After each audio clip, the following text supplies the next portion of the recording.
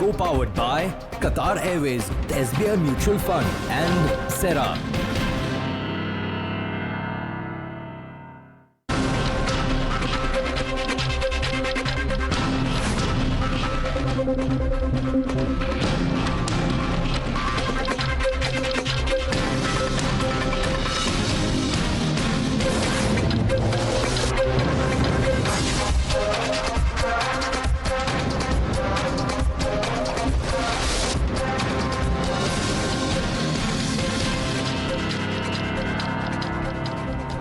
Ladies and gentlemen, look at this picture on your screens. This picture dates 25th of September 1990, the day when BJP's senior leader LK Advani began the Rath Yatra from Somnath in Gujarat. In this chariot adorned with flowers, he is flanked by another man in the picture. The man was Narendra Modi, who played the role of his charioteer during the Rath Yatra in Gujarat. This was the beginning of the rise of the BJP built on the strong pitch of Mandir. Let's show you how the Ram Mandir seems to be intrinsically linked to the electoral fortunes of the BJP. Before the Ram Mandir movement in 1984 general polls, BJP had won only 2 seats in the Lok Sabha.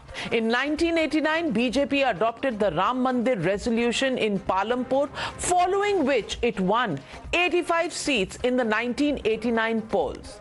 1990 was when the Rath Yatra began, and in 1991, the BJP won 120 seats with 20% vote share in the Lok Sabha elections. In 1992, Babri Masjid was demolished, and in 1996, BJP committed to building a Ram Mandir in its manifesto for the first time. And this saw them win 161 seats in the 1996 elections. The graph on your screen shows how every time the BJP explored constitutional means to build the Ram Mandir, it has earned rich dividends. In the last general polls of 2019 too, the BJP had vowed to build the Mandir, and they today have 303 seats in the Lok Sabha. Of course, many would say Mandir is not the only issue which has helped the saffron surge, but it's definitely one of the core promises of the BJP. And 2024 is not different, with the Mandir back in focus. While Prime Minister Modi was at Krishna Janmabhoomi yesterday in Mathura, today Chief Minister Yogi Adityanath was in Ram Janmabhoomi today at Ayodhya. Prime Minister Modi promised that after Kashi and Mathura, next Braj will be redeveloped. Chief Minister Yogi, on his part, went on to inspect the Ram Mandir construction, which is set for 22nd January inauguration, or what is called the Pran Pratishtha. Union Minister Amit Shah, meanwhile, has reminded that the BJP has delivered the Ram Mandir as promised, and that is the Mandir pitch of the BJP that is echoing across all election-bound states. Listen in. आज केदार घाटी में केदारनाथ जी के दर्शन करके लाखों लोग धन्य हो रहे हैं, और अब तो अयोध्या में भगवान श्री राम के मंदिर के लोकार्पण की तिथि भी आ गई है। मथुरा और ब्रज भी विकास की दौड़ में अब पीछे नहीं रहेंगे। वो दिन दूर नहीं जब ब्रज क्षेत्र में भी भगवान के दर्शन और भी दिव्यता के साथ होंगे। कांग्रेस पार्टी को आजादी के तत्काल बाद अयोध्या में राम जन्मभूमि की समस्या का समाधान कर सकती थी, लेकिन नहीं, वो तो कहती थी राम और कृष्ण हुए ही नहीं। आप थोड़ा सोचिए, सनातन धर्मावलंबियों को इससे बड़ी गाली और क्या हो सकती है। एक कांग्रेस पार्टी 70 साल तक राम मंदिर को अटका कर रखी, मोदी जी ने 2019 में इसका शिलान्यास किया और 22 जनवरी 2024 को इसका प्राण प्रतिष्ठा होने वाला है। तेलंगाना में भाजपा सरकार सभी को बारी बारी रामलल्ला का दर्शन फ्री ऑफ कॉस्ट करा देगी। ये देश हिंदू का देश है और ये देश हिंदू का देश है और ये देश हिंदू का रहेगा। ये सेकुलरिज्म का भाषा हमें मत सिखाओ। सेकुलरिज्म का मतलब ये नहीं है कि आप राम मंदिर को तोड़ के आप बाबर का नाम में मस्जिद बनाएगा, इसको सेकुलरिज्म नहीं बोलता है। Remember, the BJP has kept redevelopment and restoration of the cradles of Hindu Astha at the core of its infrastructure push. From Kashi Vishwanath Dham to the Mahakal corridor in Ujjain, from Kedarnath redevelopment project to the inauguration of Ram Mandir in Ayodhya. However, for the opposition, it's all linked only to one event, and that is elections. While Mamata Banerjee and Akhilesh Yadav ask, what's the big deal? Congress and the left say it is a polarizing tactic before the polls. Listen in. জনগণের টাকা দিয়ে একটা মন্দির করে ভাবছো ইতিহাস তৈরি করলে। কই দক্ষিণেশ্বর মন্দিরে স্কাই ওয়াক আমরা করে দিয়েছি, জনগণের থেকে তো টাকাটা নিতে হয়নি, আমরা সরকার থেকে করেছি। क्यों ऐसा प्रचार करते हो कि पहली बार जा रहे हैं? यहाँ इतने लोग खड़े हैं, इसमें बहुत सारे लोग होंगे जो जन्म से जा रहे होंगे, जो पहली बार आ रहे हैं। ये कौन सी उपलब्धि है? ये तो नाकामी है उनकी। मंदिर मस्जिद करते हुए लोगों को और उनके ध्यान को भटकाना उनका प्रमुख मुद्दों में से है। रोजगार कैसे दें ये उनका विषय नहीं, महंगाई कैसे घटाएंगे ये उनका विषय नहीं। BJP has no capital other than communal casteist hatred. Hatred is their main capital for winning election, and even after that, if they lose, then they use black money. The dishonest have no right to teach lessons to other people. So the legitimate question that we're asking on the Newshour tonight, is Mandir equal to 2024 Brahmastra? That's the question and that's the debate coming up on the other side. You're watching the Newshour at 9. Debate number 1 on Times Now, Super Prime Time. Joining the debate tonight, GVL Narasimha Rao, Member of Parliament and spokesperson of the BJP, Rahul Ishwar, activist, Ratan Sharda, author. Also joining me tonight is Lokesh Jindal, political analyst, Abbas Haider, national spokesperson of the Samajwadi Party, and Vivek Srivastav, political analyst, supports the CPI and CPM. First question goes to Lokesh Jindal. Political analyst, supports the Congress party, and Lokesh Jindal, my question to you is just simply, why does every time the Prime Minister visiting any temple becomes such a huge point for the opposition to begin to point fingers? Yesterday, the Prime Minister was in Braj Bhumi or Mathura at the Krishna Janmabhoomi 525th centenary celebrations of Mirabai, and that was all there is to it. Why does the opposition look at this as an issue of polarization linked to elections? Good evening, Navika. मुश्किल समय में ही भगवान याद आते हैं. If you look at BJP, presently in the 4 state assembly elections, BJP has not given ticket to a single Muslim candidate. The only poll agenda that BJP is embarking upon is communalization and polarization. And Mandir politics happens to be a convenient political tool to achieve this end. If you look at BJP, it does not have any development policy. It does not have any agenda how to take the country forward, on what basis to bring about social cohesion. It doesn't talk about upliftment of the marginalized, downtrodden.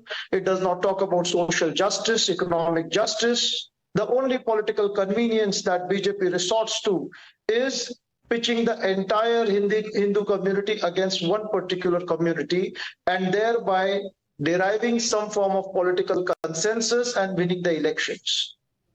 Is it like Is it their fault that they want to win elections? Number one. Number two, one man, the Prime Minister, has a right to have or follow his own religion. One man going to a temple, does that create polarization, and does that make him against other religions? And what about the Congress party? 4% reservation for Muslims given in Telangana, 4% reservation in Rajasthan. That is not polarization. That is all right, because you are fine to go to minority appeasement tactics. You are fine to go to temples during elections, whether it is in Gujarat or in Madhya Pradesh. But if the BJP does so, to polarization ho jata hai. Well, a very good question. But look at the cost that the country has to bear when BJP resorts to these tactics. The society gets radicalized, polarized, and there is a fundamentalism, obscurantism in the society. There are certain people who take law in their own hand. Lawlessness comes in, and violence creeps in. PFI can take out processions in Rajasthan. That does not affect law and order. But BJP going to temples, or the Prime Minister going to temples, or even talking about temples, creates polarization, creates law and order problems. GVL Narasimha Rao. Can there be anything more absurd than what has been stated just now? Can there be anything more absurd? What radicalization? During Congress government, UPA 10 years, just preceding this government, as has been in the past, you have seen a series of incidents of terror, radicalization of a community, the minority community, Muslims, was discussed practically every month. You have had bomb blasts in every major city in the country. You have had 26/11. You have had Mumbai train blasts that happened repeatedly. You had blasts in Jaipur, in Hyderabad. Every state that is going to polls today has had gruesome terror attacks during the UPA era. Under Prime Minister Narendra Modi ji, tell me what has happened in the last 5 years. We've been in power for 9.5 years. Tell me a couple of such incidents. One incident. What radicalization are you talking about? What has happened in last you 5 have years. used vote bank politics as a political instrument, and you radicalized the Muslim youth. You were responsible. The Congress, the communists, and the so-called this India alliance actually is an anti-India alliance. You have actually covered up for Lashkar-e-Taiba. You have allowed agencies like Indian Mujahideen to flourish. When Inspector Sharma was killed in encounter, in Batla House encounter, your heart beats for terrorists and not for the police personnel. You have never given the confidence to the armed forces to fight the enemy. So you have indulged in all kinds of vote bank politics. You have said the resources of this country are for the minorities and not for the poor of this country. And you say we have no development agenda. Has India become the 5th largest economy in the world without any agenda? Have we been able to reduce poverty to the lowest levels ever? As the World Bank and every other institution says, have we achieved it without any success? Have we not been able to control inflation? Are we not the fastest growing economy in the world? So you have failed on all fronts. We have succeeded on governance front. We are Sabka Saath, Sabka Vikas party. And the Supreme Court ruled in favor of construction of a Ram temple. Therefore, the temple today, which is being constructed, is a constitutionally mandated activity. So why do you grudge that? Do you want Babar rule to prevail in India even today? Don't you think the Constitution of India should prevail over the appeasement politics? Abbas Haider साहब, Congress party भी ये कहती है, प्रमोद तिवारी जी भी ये कहते हैं, अखिलेश यादव जी को भी दिक्कत है. अखिलेश यादव जी कहते हैं बेसिक मुद्दे अनएम्प्लॉयमेंट और महंगाई है. अब you know that the inflation rate has been continuously coming down.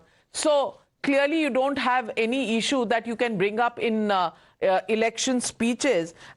So he says going to temples and creating rift between communities is what the BJP does. I want to ask you, how does anybody who's going to a temple create a rift amongst communities? Can you please explain that? I'm not able to understand. Navika ji, I feel so sorry for my Prime Minister that he has to wait for 9.5 years to go to Mathura.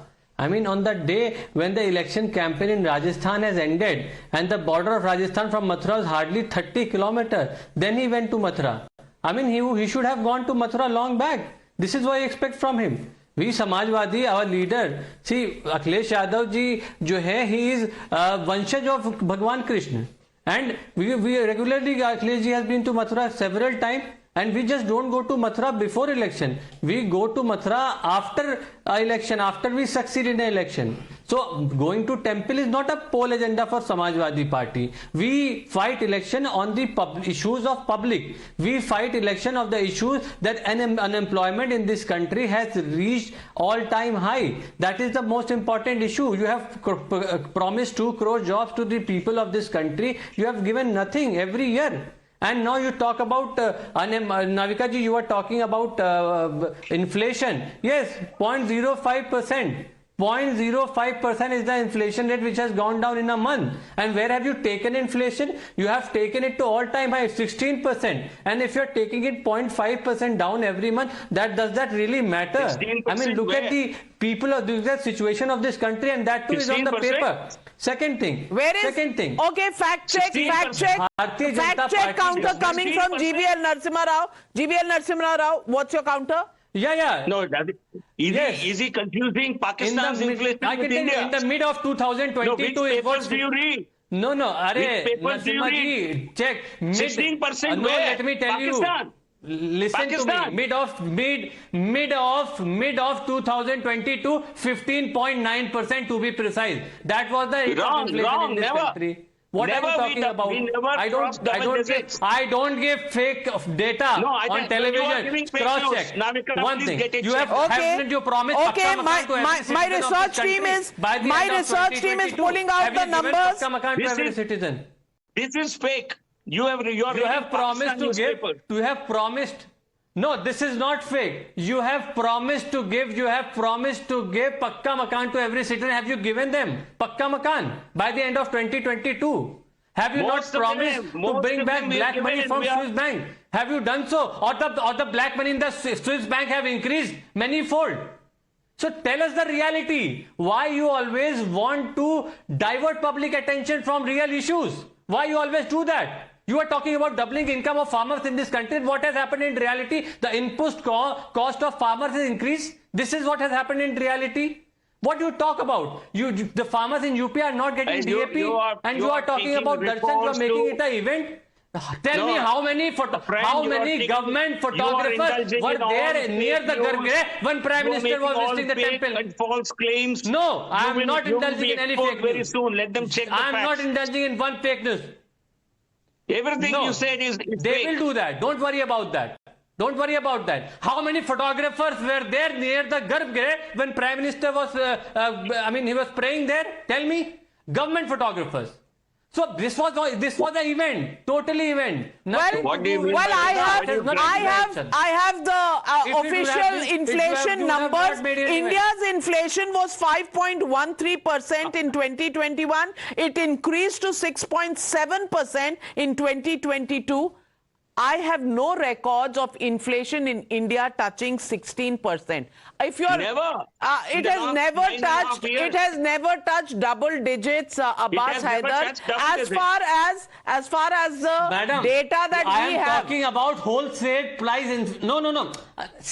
Navika ji, let me reply. I am talking about wholesale price inflation. There are two types, so just cross check it. I am talking about WPI, not CPI. Consumer price index is different and wholesale price index is different. I was talking about wholesale price index. You can talk about WPI, you can talk about CPI. If you're looking at one item of a particular vegetable or a particular product, maybe so, but certainly the entire WPI has never crossed the double-digit mark. And Abbas Haider, I can only go by the CSO data that has been released. I cannot go by by some fictitious numbers that you are quoting. The data.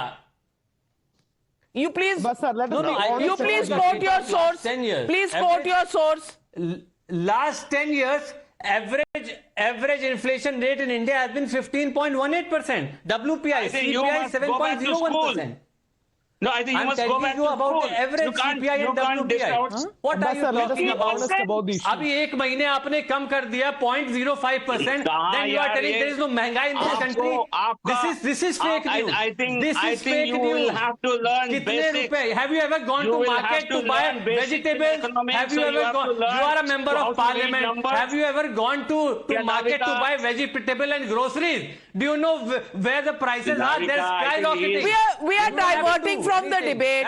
अब आपको सब्जी खरीदनी है तो सब्जी खरीदने जरूर जाइए अब्बास हैदर, लेकिन we are discussing how does going to a temple cause rifts between communities. That is something I have not been able to understand. And let me get in Ratan Sharda. Ratan Sharda, does it really create a rift in the society? Because ever since the Prime Minister visited Mathura yesterday, there have been reactions from Akhilesh Yadav, Congress Party, Hemant Soren, Mamta Banerjee, Hanan Mullah of the CPIM, Dr. S.T. Hassan of the Samajwadi Party. Everybody has suddenly come up in arms कि ये मंदिर कैसे चले गए, ये फिर election. अब election तो 2024 में है और 2024 से पहले even on Sant Mirabai's celebrations for the 525th anniversary, if the Prime Minister cannot go to Mathura, should he only go when elections are over? Is the opposition going to decide the date when the Prime Minister can go to a temple? Navika, first of all, the fact that the first Prime Minister to visit Mathura after 7 years was Mr. Modi tells you a very sorry state of affairs where secularism, the so-called secularism, pushes these issues under the carpet, believing that in your faith you are actually embarrassed. So the people who could not go to Mathura, were they embarrassed to go there? What is the reason? So Modi ji goes there, they have a problem. And what is the problem? If tomorrow any leader goes to mosque, there is no problem. Anybody offers chadar to Ajmer Sharif anywhere, no problem. If somebody goes to church, no problem. If somebody offers a iftar party, no problem.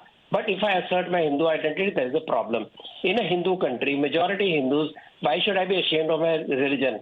Why should I be ashamed of faith which accommodates every other faith, which doesn't talk of only my way or highway? Why should I be embarrassed? Coming near the more serious issue, tourism and economy and dharma go together. When India was dharmic, we were number one country in the world in terms of GDP and global contribution. When Nehru came in, he brought in Nehruvian socialism. Our growth rate dropped to 2.5% to 3%. It was called Hindu rate of growth. It was an embarrassment. It was an attack on Hindus' wonderful entrepreneur spirit. If that is so, and every pilgrim center is a center which never went down in the times of recession because they were economic hubs of activity, not just economic, also art, science. Only Ayodhya suffered because it was converted to Faizabad. The day it has become Ayodhya, it will be the biggest economic and religious powerful center where people will come in millions and everybody will benefit because religious tourism is the biggest economic creator. And Modi ji has worked for 9.5 years.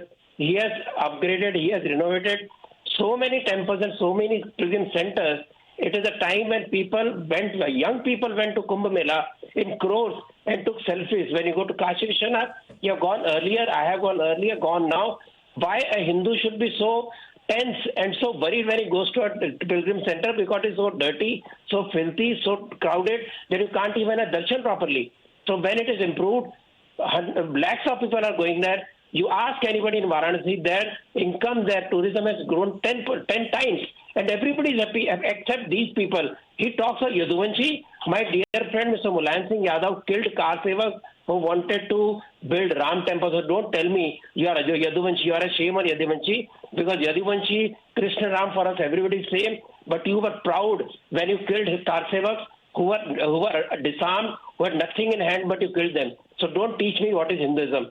And also remember, everywhere you go, if Mr. Modi has gone to Mathura, you remember 1968 when Mathura was under Hindu control, a new trust was formed in 1968 by Congress people to hand over the disputed land to Eidgah committee. What is the reason? What kind of secularism are this? When it was undisputed land of the Hindus with a trust which rebuilt the temple, why under the name of secularism another trust was created in 68 and land was offered to Eidgah? You have no answer. Basically, you want to keep Hindus oppressed. Remember, we are secular. We are a country where every faith is respected because we are Hindu. Show me any country around Bharat which has survived any kind of Islamic invasion, any kind of that is another issue, Ratan Sharda ji. But the issue is how does the Congress, how does the Samajwadi Party think that one person's visit to a mandir creates rift between communities? Lokesh Jindal, I want to ask you, अगर आपके यहाँ कोई leader gurdwara चले जाए या मस्जिद चले जाए तो क्या रिफ्ट बिटवीन कम्युनिटीज हो जाती है? मंदिर जाने पे ये बात क्यों सामने आती? Navika ji, I can always go in my personal capacity if I'm seeking salvation, spirituality, but the moment I publicize it, it becomes politics. And with respect to Mr. Narasimha, I want to bring certain facts into focus. Sir, when you are saying that inflation has lowered, you must also look into why there is a reduction in the domestic demand. You know, the exports have contracted. The imports have contracted. There is an effective reduction in the domestic demand, and that is not healthy for the economy. You cannot trick with numbers. So over here, when you are talking about inflationary trends, be very, very careful with respect to other parameters as well. I completely, Abbas Haider, I completely agree. WPI was 15.8 in June 2022. But if you read the definition of inflation, it is measured in CPI. So my friend, I'm reading to you the definition of inflation, which is said, inflation is an increase in the prices of goods and services. The most well-known indicator of inflation is the consumer price index. Can you please get your definitions right when you quote inflation numbers? Having said that, that is not the topic of the debate. That's not the topic. Exactly. We can discuss this any time of your choice, and we will have a debate on that. But the question today is, GVL Narasimha Rao, why do they want to divert the debate from Mandir to inflation? They are trying to divert the debate. And why do they say that one man's visit to a temple creates divisions between communities? I think this is scaremongering, Navika. Using the same logic, they have denied justice to Hindus for almost 7 decades. They never allowed the deliverance of justice in the case of Ram Janmabhoomi title dispute. They dragged the case on for several years, decades, on some pretext or other. Even on the eve of elections in 2019, we know how Kapil Sibal and other lawyers went in Supreme Court, pleaded that this matter should not be decided by the court because because elections are around the corner. I think some pretext or other. They said the Lord Ram never existed. They said Ram Setu did not exist. They questioned every tenet of Hinduism, and they pandered to minority communities' religious sentiments. And they did not allow even the use of the term Islamic terrorism, which is used very commonly in the global parlance. But we have never promoted that. But they used, the Congress party raised the bogey of Hindu terror. Why was Hindu terror term used? Why was saffron terror used? All these were used to some kind of appease minorities. I don't know if they really ever really liked such attempts, but the attempt by the Congress party and these pseudo-secular parties is to blame Hindus, is to abuse Hinduism, is to talk down Hinduism and hope that Muslims and Christians but GVL Narasimha Rao, you've been a psephologist. Question many are raising is that the border of Rajasthan from Mathura is very close, and in those areas there are castes that follow Krishanji very closely, and this was in one way or the other some sort of an influence during elections. How do you respond to that charge? Navika, I think a visit of the Honorable Prime Minister is in reference to a particular historical event. But even otherwise, what prevents any political leader, even Prime Minister is a political leader, what prevents anyone visiting a temple? Most people go to a temple before filing their nominations. Is that a crime? Is it written anywhere that you should not visit temples during the code of conduct? Have you ever followed it? Respond, Abbas Haider. Abbas Haider, respond.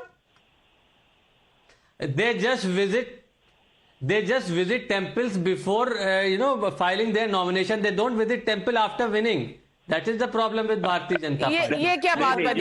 You know, what kind of an argument is this, Rahul Ishwar? No, Rahul Ishwar. Why is everything being made so frivolous?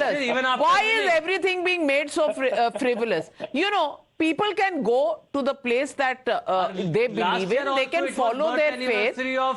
No, but why is it being made out to be a joke? Navikaji, two submissions. First of all, not only in India, world over, there are two sides of the political social spectrum. One is right and one is left. One is generally identity and culture related. One is more of economics and finance related. Unfortunately, our left liberal friends belittle, demean everything that is related to culture and identity. That is not right. Both issues are important. Inflation is important, so is identity. Temple is important, so is the rise of prices. Both are important and it is everywhere world over. These are the broad two spectrums. And Hindu community has been arguing and fighting for 4 specific temples. One starts with the Somanath, Ayodhya, Kashi and Mathura. Even during the times of independence, Sri K.M. Munshi and Sardar Vallabhbhai Patel wanted to restore Somanath and Pandit Nehruji opposed to it. But Mahatma Gandhi was for it and they could have the very success and initiation of temple. So these 4, even though many temples were destroyed, these 4 are sacred spaces that are very important because they are either associated with Janmasthans or associated with divinities. So let us be honest about these issues. I understand the insecurity of our Muslim brothers. You know, whenever a temple movement comes, they believe it is going to be a 3,000 temple claim or a 30,000 temple claim. So it is natural that they will have insecurity. But rather than diverting the issue, let us talk about the issue. Mathura is a sensitive issue. Kashi, Vishwanath and Gyanvapi is a sensitive issue. Ayodhya, Babri, Ram Janmabhoomi, Supreme Court gave a very balanced verdict. So we should be able to converse about it like mature adults talking about serious issue rather than deflecting. Inflation is a very serious issue, but inflation used as a deflection from identity related issues or culture related issues is not right. And PM going to Mathura is a great celebration. Not only Modi ji, any other PM going to Mathura is a great occasion because these are nerve centers of our Indian civilization. These are core points of our Hindu dharma that has to be respected. And anybody who is not addressing this is doing a disservice. Let us come to a consensus. Let us come to a middle ground, but don't deflect this issue. Don't confuse this issue by bringing in any sort of inflation figures. Yes, they are important. They should be debated. Another topic and another hour should be spent for it. And I would request Navika ji to do it. Absolutely willing to talk about these issues and absolutely important issues for people of India. But why do these issues only become important when the context is deflected? Context is the temple is a question. Let me get in Mr. Vivek Srivastava joining the debate. Vivek Srivastava, Prime Minister just went to Mathura. Prime Minister just went to Mathura, and we have criticism galore कि this will create enmity and hatred between communities. One man's going to a temple creates enmity between communities. Is that how weak the fabric of this country is? Yes, since 2014, the fabric of this country has been weakened systematically in a state-sponsored way by the central government. You know, they are implementing the agenda of the Sangh Parivar. And yes, they are trying to move towards the concept of Hindu Rashtra. Now, when, my friend Rahul Ishwar sitting over here, see, when you use your temple for your own spiritual aspirations, nobody has objections. You can use your temple, you can use your mosque. But when you start using religious organizations and religious heads and dharam gurus only for politics and trying to come to power and trying to become the champions of the Hindu majority or the Muslim minority, that is where the problem starts, and that is where the left has a problem. When the Congress gives reservation to minorities, in some states, is that secular? Yes. No, see, welfare projects is a different game. We give to Dalits also. That doesn't mean we appease the Dalits. And welfare of the Hindus? Welfare of the Hindus? We are the majority. The word Hindu is a taboo for them. No, not at all. We are 85%. We run the country. We run the show. We are the bosses. That is the reality. We are the bosses. We are the bosses. We have been the bosses. We have been running this nation. 90% of IAS, IPS, judges, lawyers, MPs, Happy to hear Vivekji talking about we. So they are running it because they are Hindus. They are not running it because they have some merit and they have come up through a certain selection process. Ratan Sharda, you know, Vivek Srivastava says. Vivek Srivastava says they have. Vivek Srivastava just stated it's a Hindu Rashtra. Vivek Srivastava says, you know, 90% of the people who run this country are Hindus, and therefore, you know, this country is run by Hindus. They are the bosses. There is nothing to do with merit. There is no merit, no exam. There is no entrance test. Nothing. Just Hindus are there, so they are selected to be leading the country. I think Mr. Vivek Srivastava, I congratulate him for considering himself a Hindu. Because communists don't believe in religion. And I don't believe in religion, but night. He says, I am a Hindu, wonderful change of heart. I never said I am a Hindu and I don't believe in any religion. I am an atheist and I stand by it very clearly. However, if you try to discriminate a particular community just because they are in minority, but explain to me, Vivek Srivastava, how the Prime Minister going to a temple becomes discrimination for anybody else. How? We feel the Prime Minister is wrong on two fronts in this case. Number one, Rajasthan elections are there. It is a bordering, Mathura is just bordering Rajasthan, and he is trying to give an electoral message in a way. You know, that is the first fault that he has done. He should not have done it. I mean, the entire UP brigade is over there. Hema Malini is sitting over there. Yogi Adityanath is giving a speech. So you can't go to a temple in Uttar Pradesh because there are elections in Rajasthan, Mr. GVL Narasimha Rao. No, I find this logic extremely problematic. Because even if this temple were to be in Rajasthan, what objection can you have? What prevents anybody from visiting a temple? Have people stopped going to temples in Rajasthan? Is there a ban on temples? Have you closed those religious institutions?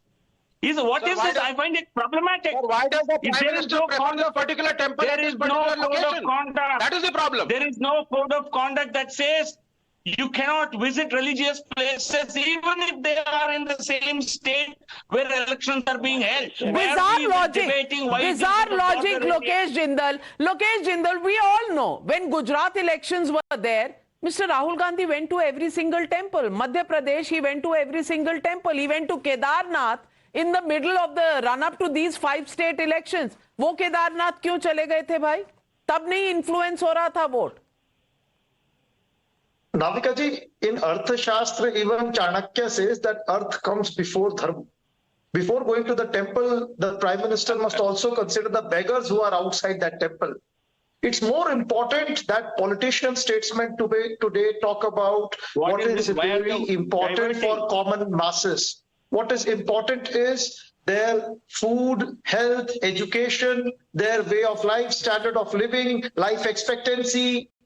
It is important that the Prime Minister must talk about how inequality is to be reduced. Lokesh Jindal ji, Rahul Gandhi जब मंदिर जाते हैं तो कितना अर्थशास्त्र पढ़कर जाते हैं वो रतन शारदा जी बताने वाले हैं. रतन शारदा जी. मैं छोटी सी बात पूछ रहा हूँ कि आप जब बात करें कि गरीब की बात करनी चाहिए, जब मोदी जी ने टॉयलेट्स बनवाए, जब मोदी जी ने करोड़ों घर बनवाए, जब मोदी जी ने महिलाओं के लिए कई योजनाएं लाई, तो you are ridiculing him. You are saying Modi ji तो टॉयलेट बना रहे हैं, देश का क्या होगा, दुनिया का क्या होगा. नाउ द सेम पीपल बिना पानी के टॉयलेट कैसे वर्क करेगा? पानी सब कुछ है जी. आप रोते नहीं, Modi ji cart before the horse. पहले जल मिशन आना चाहिए, फिर टॉयलेट बनने चाहिए. यहाँ पहले टॉयलेट बनते हैं, बाद में जल मिशन आता है. आप हाँ तो अभी आपको sir, do you know what is the state of? भैया तो आप ले आते हैं 60 साल आपने भी देश चलाया है, आप पानी और टॉयलेट दोनों ले आते हैं. What is happening? आप गरीबों की महिलाएं जाती थी जंगलों में, आपको हंसी आती थी. Present state of affairs is the present state of affairs is all those shauchalaya that were made by the state. Muslims can have their waqf board. Okay, all right. There is no water supply. All right. I have time running out. Rahul Ishwar, last 30 seconds. Just one submission, wholehearted appreciation to Vivek ji for using the word we Hindus. That's such a heartening thing to hear. When your group were ruling for nearly 60 years, you hardly thought about we. But right now, since you are using we Hindus, I think we should definitely appreciate. It's like a Vishna hua brother coming back to the family. Welcome. That's always good because Hindus have always been nice. And we Hindus ruling the country, hearing from a staunch communist like Vivek ji is showing how the mind of our country is changing. And that's such a welcome move. And thank you, sir, for it. Well, we'll leave it at that. But the question at this moment is, coexistence is the norm. Once in a while, if something untoward happens, it's normally the only exception that we look at least in a country like India. And exceptions should never make the rule. The fact of the matter is, people in this country living next to each other don't really care who follows what religion. They simply coexist. Masjids, mandirs are present side by side. Gurdwaras, they are all there. Churches. Who makes it volatile? When politicians come and begin to use this as really the basic blueprint for politics and elections. When the Prime Minister goes after campaigning is over in a neighboring state and goes to a temple in another state, there is so much opposition that's coming from the India alliance. Why? Why is secularism forgotten when any visits are made to temples? Why are they only remembered when it comes to other religions? That's the question people are asking. Thank you very much to all my panelists for joining me on debate number 1.